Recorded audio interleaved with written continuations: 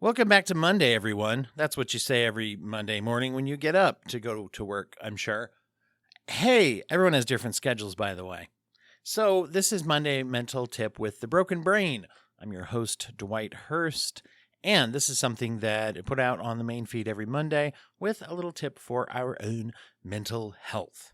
Today, I want to talk to you a little bit about options to look for mental health therapy or counseling if you do not have the means. If there is a problem with affording therapy, there are a few ideas I'd like to put out there to try.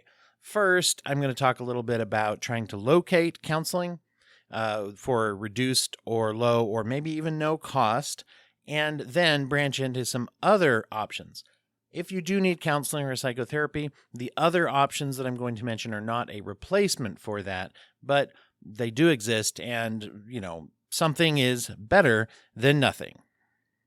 So you may find yourself thinking that if you do not have insurance that provides coverage of mental health, or just if you don't have an insurance, or maybe you have insurance and you have a really big deductible where you have to pay the full amount for your medical services before it will cover anything.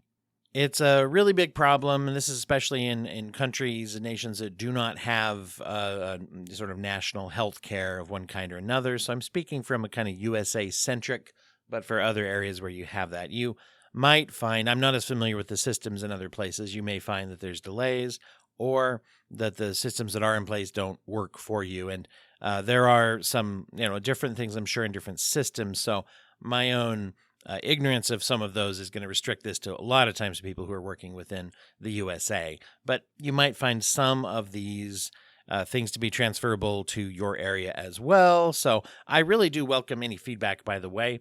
If you go to dwighthurst.com/contact or send me an email at dwighthurst@gmail.com. I'd love to learn more about how the other systems work. Maybe you can tell me. Hell, maybe you can even come on the show if you feel like it. The first thing I'm going to do is suggest that you look up, and you can ask at community centers, or you can just Google and say, who is the community mental health provider for your county? It may be called different things, but community mental health is often also the one that will work with Medicaid and Medicare. Now, if you are not on Medicaid or Medicare, as I'm going to presume if you're not, if this is your situation, still worth calling and asking an agency like that what kind of programs they have for uninsured people or people who have trouble with affording therapy. And many times I've worked at community mental health, and they had what they called uninsured programs, or, they're not built around, they are a nonprofit model, and they are built around providing access to care. Many can, many can't. So that's one good place to start.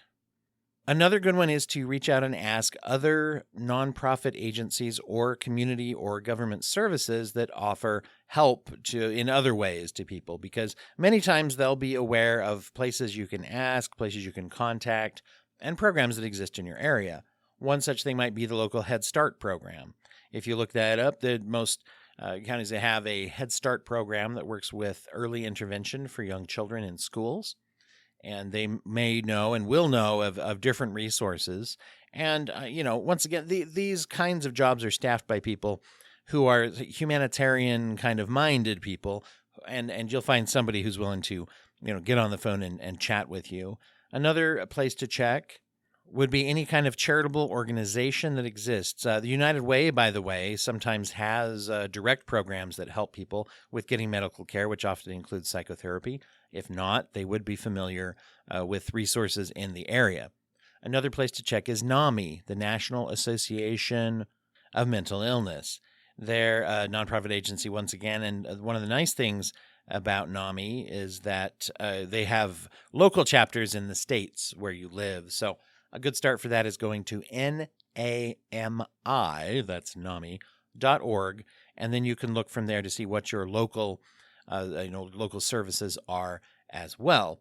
They'll come in a little bit when I get to the second section here about other services. So you're going to find that they have some things that are there as well. We'll get into that in a second, but talking to them about therapy and therapy programs that might be available without cost or with low cost.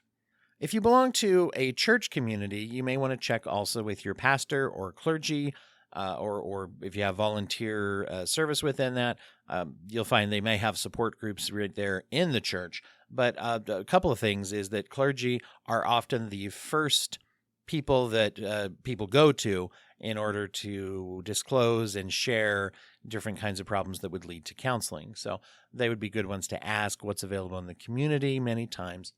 And I will say I have had clergy actually pay for some sessions for people as well. If your faith community has the means to help out people at all with kind of charitable donations or things like that, that is another good place to check. You might also not think about this as a resource, but reaching out to the local domestic violence program, domestic violence advocacy program, or even the local domestic violence shelter. You might not think of that as a referral point, but let's think about it for a second. This is a community resource, once again, staffed by helpful people. And even if they have a shelter program, almost every shelter program that I know of also has what they call advocacy beyond leaving, meaning that many people contact them who are not ready to leave a toxic or abusive relationship yet, and they have outreach programs for that. Or maybe they're in a situation where they can't, or whatever their judgment is that they're not leaving the situation. And though even for those who do and stay in the shelter, and many also have more longer term housing programs as well. A lot of people who have low resources who also require counseling. Now, if they provide that in-house, that may not be available to you, but they may have referrals that would take cost into mind, because people might be in circumstances where they don't have the money to pay for counseling when they're in that relationship, or they might technically have the resources, but they really cannot access them, as economic abuse and economic control is a real thing. Check with your job if you do have insurance, even with a high deductible. Occasionally, they have a program called an EAP, or an employee assistance program. Oftentimes, this is a short-term type of counseling, and if they have one, generally speaking, they really do like people to go to it because it's a contracted mental health agency that provides free counseling, generally speaking. Even if your insurance won't pay for regular medical psychotherapy, or you have a big deductible. If you do have an EAP, then you can go to that, usually and sometimes it's a limited amount of sessions, but it is something that is for free. Reach out to some other nonprofit agencies that provide therapy for one reason or another. And once again, if they can't do it themselves directly, then they will sometimes have referrals because they are used to trying to match people up. In many areas, you might also have some type of a phone line that gives general community services. It's 211 in my area. You can also oftentimes go online and find lots of lists of community resources. If none of those provide counseling, go down and just start calling some of them and ask them if they know of anything. Once again, not all of these will work, by the way. And this does include having to kind of go on the hunt for things. But the reason that I advocate this is that the hunt sometimes does lead to things. Oh, I mentioned the United Way, but I forgot to mention Volunteers of America. In some cases, they do provide detox services in some counties and areas for substance abuse, and they also would know about places to reach out as well. It might also be good to look for free clinics in the area that cater to people who don't have access to insurance as well. Some of them will have some type of services, or referral as well. And now here's one that people don't think about as well too. I would suggest, especially if you've exhausted some of these other options, go to this website, Psychology Today. That's right, the magazine. You may be familiar, and many people are familiar with websites like that. They have a feature called Find a Therapist. You can go there. Another website that a lot of people use is ZenCare. Now, why would I be saying to go to a place that lists a lot of agencies and private practice people? Well, here's why. They will give you usually two options for contact. There's usually an email form you can fill out that will send an email to the provider, and there will be a phone number. If you're up for it, you can call a bunch of numbers. If that's overwhelming or embarrassing, or if it's going to take a lot of time, I would type up a short email that you can just copy and paste into as many local therapists as you can. And simply, I mean, I just keep it short and say, I'm looking for therapy. I don't have a lot of resources. Do you know of any low cost or no cost or sliding scale or pro bono therapy resources in the area? You could also throw in there, do you provide that as well? I will say that most of the private practitioners that I know do carve out some time for reduced cost or pro bono clients. I know I do that. I also know that that is a limited amount of space that everybody can donate. But I don't know. You never know. You shoot out a bunch of emails, you might get some kind of ideas. I would guess that you will at least get suggestions or recommendations of somewhere else to try. And you never know. You might strike it lucky. And I'm going to throw out one here that you might think that people would always try. But if you're within the sound of this melodic voice of mine and you haven't tried it, you may want to consider this one. And maybe you already have. I want to be delicate about this one, but is there anyone in your life that you could ask for help or a little help in paying for something to make the sessions more affordable? Is there anyone that you can? The reason I mention this one, like I said, you may have thought of it. You may have close people in your life who've already refused or don't have the means to help as well. But if you don't ask, sometimes you don't know. And I can say that during times of my life when I had some ability to be able to help, I would be very disappointed if a loved one or someone close to me just didn't even mention it. If they really, really were suffering, I'd rather chip in a bit. And that can be, there's a lot of obstacles there. A big one is pride, which is a good thing in many ways, and many healthy iterations of pride. There's also unhealthy iterations of pride. If you, or especially if it's your child who needs help, swallowing that pride and trying to face the embarrassment of maybe asking a few close people, could you help me out? I need some therapy sessions. If you could give me just a little or chip in. There is such a thing as a GoFundMe. I myself belong to a couple of Facebook groups that are support groups for people who are in need. And some of them allow people to go on there and say, hey, I need a couple bucks. Can anyone send to my Venmo? Okay. So that's something that it exists. And it is something to think about rather than risk your health or the health of your child. It may be worth it to face that embarrassment and ask. I say that with great caution because I do not know your circumstance. It may be that that's either emotionally or physically, there's obstacles or even danger involved with that. And I just definitely wouldn't want you to do that. Oh, one I almost forgot is the Pride Center. Pride Center in your local community, if anything that you're looking at, especially if it involves any kind of queer issues, or if you're in that population, if it's related to that. But if it's not related to that, they're another great place to ask because once again, they see all kinds of people who come in.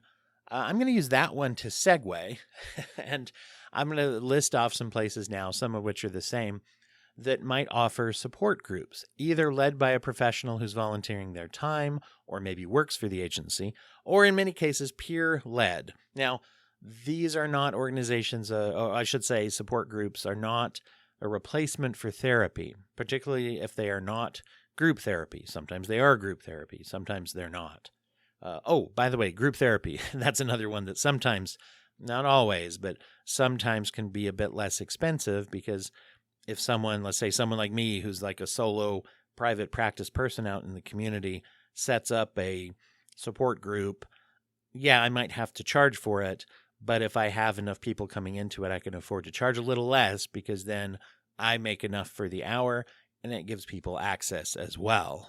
And so many people do that as well. I offer a substance abuse support group at times, and I also offer a weekly social skills group where I have a payment range where I ask people to tell me, basically upon intake, we talk about what is going to work for them.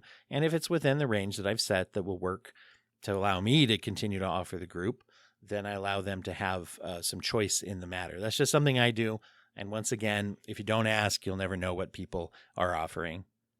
So community support groups. I'm going to flip back to the Pride Center, especially for LGBTQ plus issues.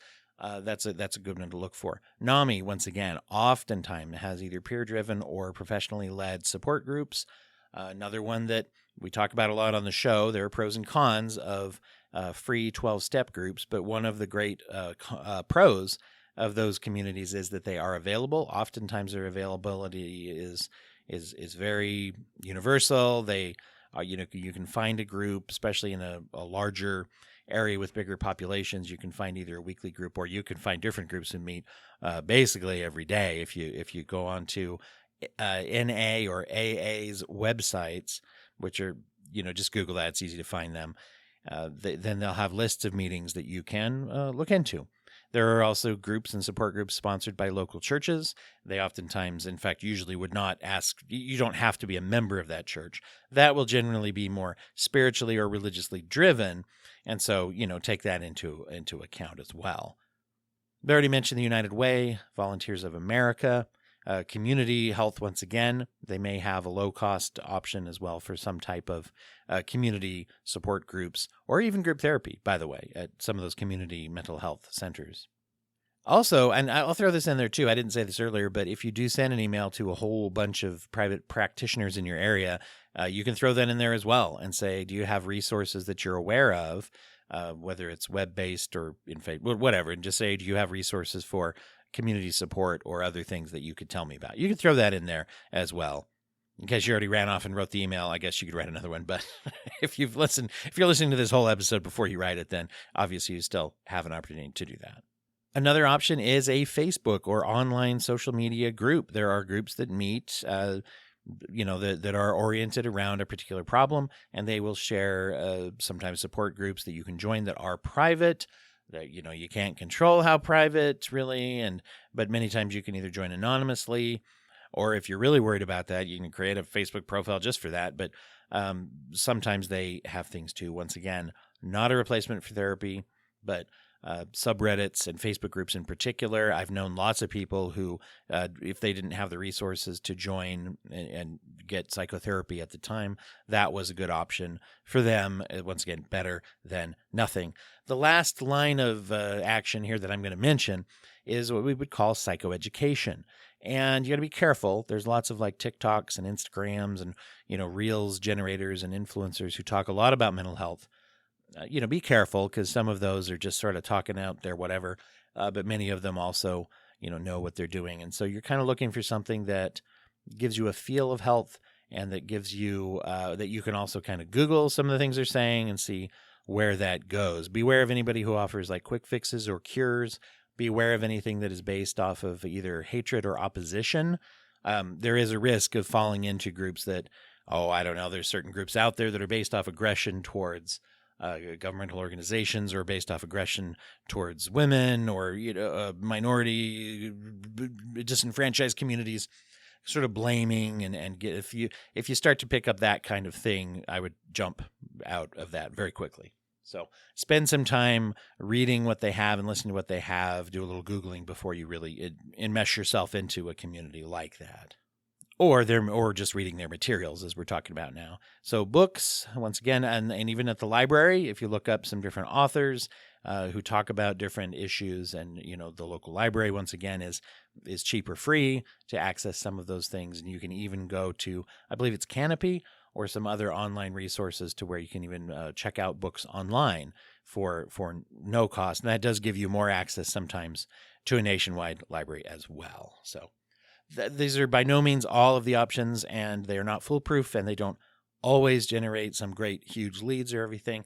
But like so many kinds of suggestions out there and things I talk to clients about, you might take these ideas could turn into a sort of solo brainstorming kind of session.